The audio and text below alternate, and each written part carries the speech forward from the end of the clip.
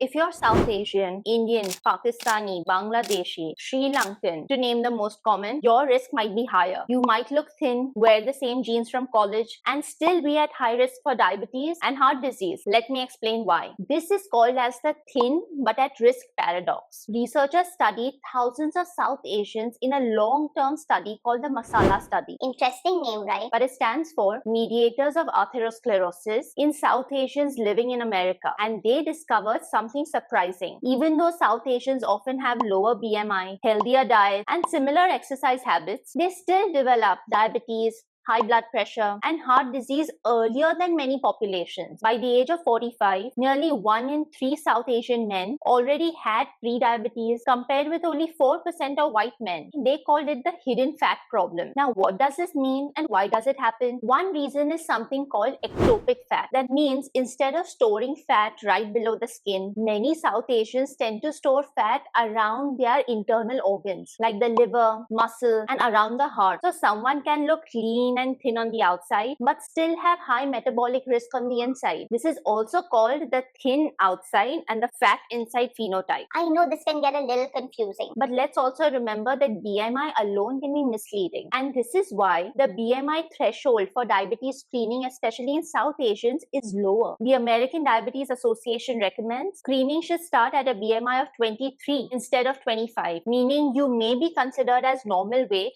but still be at risk. So if you're South Asian, don't rely on weight alone. Ask your doctor to check for your blood sugar or HbA1c, a full lipid panel, ApoB or lipoprotein A if there's a strong family history, and possibly go for early cardiovascular screening, because waiting until you look overweight might be waiting too long. Remember, being thin doesn't automatically mean you're metabolically healthy, especially for South Asians. So the real question isn't what do you weigh, it is what's happening inside your metabolism. Don't forget to share this with someone you care.